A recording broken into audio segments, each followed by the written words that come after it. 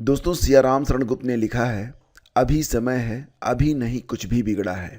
देखो अभी सुयोग तुम्हारे पास खड़ा है। करना है जो काम उसी में चित्त लगा दो।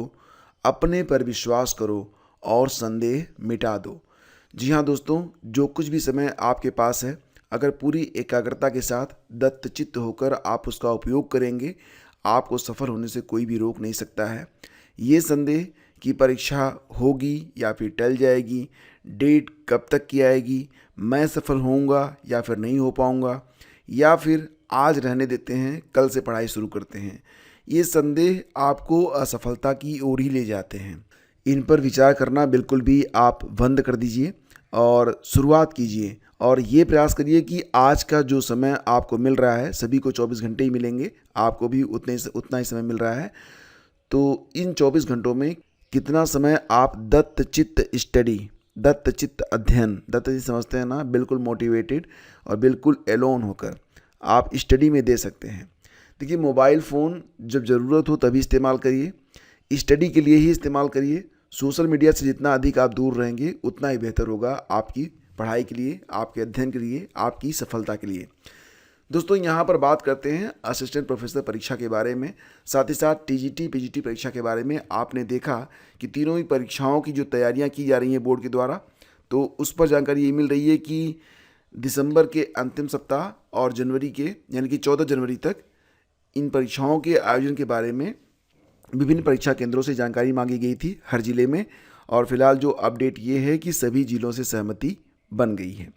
अब शासन के पास ये जो परीक्षा तिथि है वो भेजी जाएगी और वहाँ से अगर अनुमति मिल जाती है तो आपका जो एग्ज़ाम डेट है उसे डिक्लेयर कर दिया जाएगा।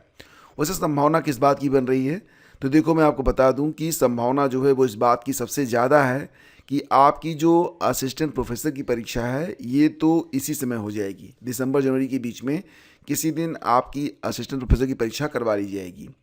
रही बात टीजीटी पीजीटी के बारे में, तो इस पर भी निर्णय लिया जा सकता है, परीक्षा हो सकती है। 90% चांसेज हैं कि टीजीटी पीजीटी की परीक्षाएं भी जनवरी में करवाई जा सकती हैं।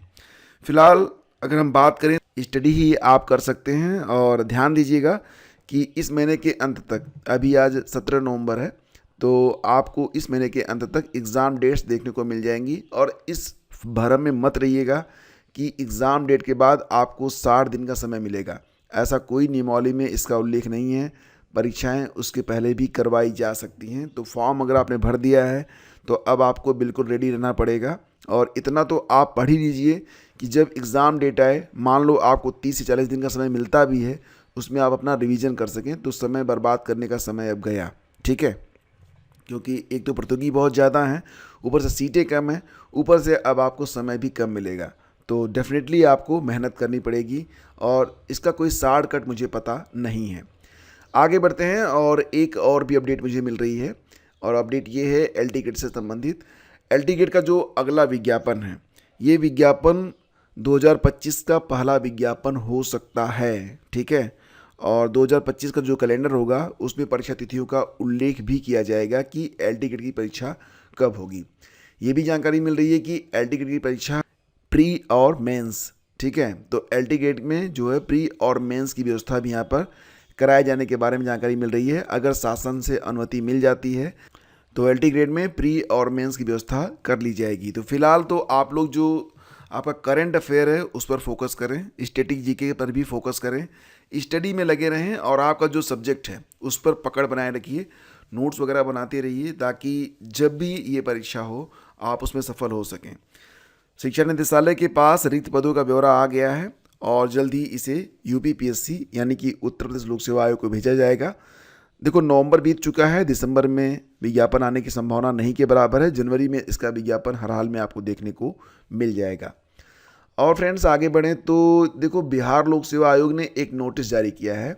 ये नोटिस बड़ी ही इम्पॉर्टेंट है।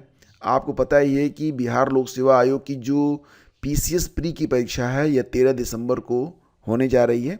तो उसी के रिगार्डिंग यह एक बहुत ही इम्पॉर्टेंट नोटिस है।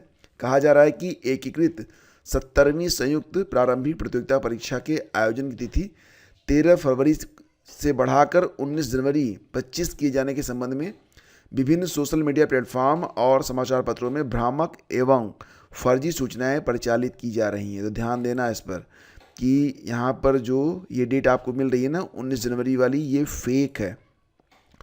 अभी भी जो परीक्षा है वो 13 दिसंबर 2024 को करवाई जा रही है। तो इसी के बारे में न्यूज है कि आयोग इस प्रकार के सभी खबरों का पूर्णतः खंडन करता है और आपको सूचित किया जाता है कि उक्त परीक्षा का आयोजन पूर्व से निर्धारित 13 फरवरी में परिवर्तन नहीं किया गया है। तो ये बात बिल्कुल आप तय मान के चलिए कि बिहार पीसीएस प्री की परीक्षा आपकी 13 फरवरी को हो रही है। परीक्षा तिथि में कोई बदलाव नहीं किया गया है।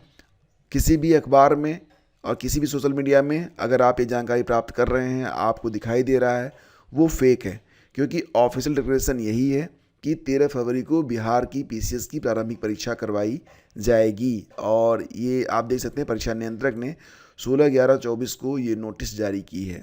तो बिल्कुल आप लोग अलर्ट रहिए, आपकी परीक्षा 13 दिसंबर को करवाई जा रही है। और इसी के साथ आपको ये भी पता है कि 22 दिसंबर को यूपी पीसीएस प्री की परीक्षा भी कराई जा रही है, ठीक है। और बीच में और भी परीक्षाएं हैं, जैसे कि आपके सीटीईटी की परीक्षा। रही बात कि आपकी जो आरओ की परीक्षा है कब हो पाएगी, तो ये मार्च मध्य तक संभावित है। और देखो यहाँ पर खबर ये भी निकल रही है कि यूपी पीएससी केंद्र निर्धारण से बड़ी चुनौती होगी प्रश्न पत्रों की सुरक्षा। तो फ्रेंड्स, यहाँ पर यूपी पीसीएस की परीक्षा जो कि 22 दिसंबर तय की गई है, अब उसमें मात्र आप मान चलिए कि 1 महीने का समय बचा हुआ है। 36 दिन तो कैलकुलेटेड है, 1 महीने ही मान के चलो, क्योंकि कुछ समय तो ऐसे निकल जाते हैं पता नहीं चलता है। नई नियमावली के तहत परीक्षा के लिए 4 तरह के पेपर बनाने होंगे, ताकि एक प्रश्न पत्र के आउट होने या अन्य तरह की दिक्कत होने पर दूसरे पेपर से परीक्षा कराई जाए। आयोग को विशेषज्ञों का पैनल तैयार कर 4 तरह के पेपर बनवाने होंगे और इन्हें अलग अलग छपवाना होगा। इसके बाद केंद्रवार प्रश्न पत्रों के बॉक्स बनवाकर संबंधित जिलों को भेजने होंगे। इस पूरी प्रक्रिया के लिए मात्र 36 दिन बचे हैं। अफसरों के अनुसार परीक्षा एक दिन कराने के फैसले के बाद प्रश्न पत्र बनाने समेत अन्य प्रक्रिया शुरू कर दी गई है। और फिलहाल अब परीक्षा केंद्रों के चयन की चुनौती है कि परीक्षा केंद्र कहाँ कहाँ पर बनाए जाएं, और परीक्षा केंद्र पूरे करने ये भी एक चैलेंज बना हुआ है।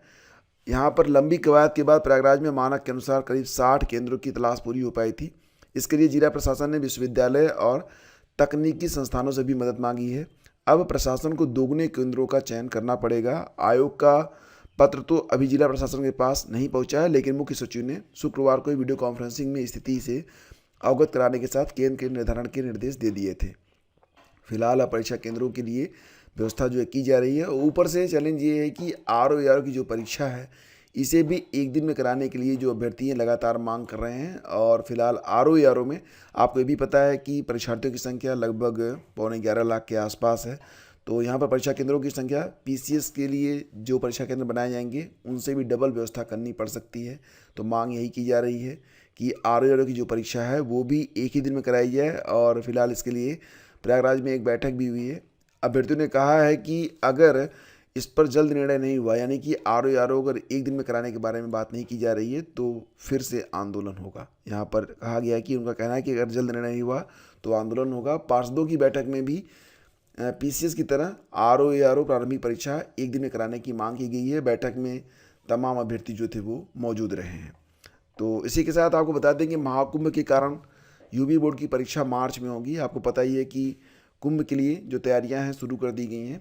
26 फरवरी तक तो कुंभ का आयोजन ही किया जाएगा। उसके बाद यूपी बोर्ड की परीक्षाएं भी हैं। तो आपको पता ही है कि यूपी बोर्ड की परीक्षाएं पहले तो महीनों चलती थी, लेकिन अब कुछ सालों में आप देखेंगे, पिछले कुछ सालों में तो परीक्षाएं 15 से 20 दिनों में समाप्त हो जाती हैं। तो ऐसी स्थिति में भी अगर देखा जाए तो 26 फरवरी के बाद ही यूपी बोर्ड की परीक्षाएं शुरू हो पाएंगी।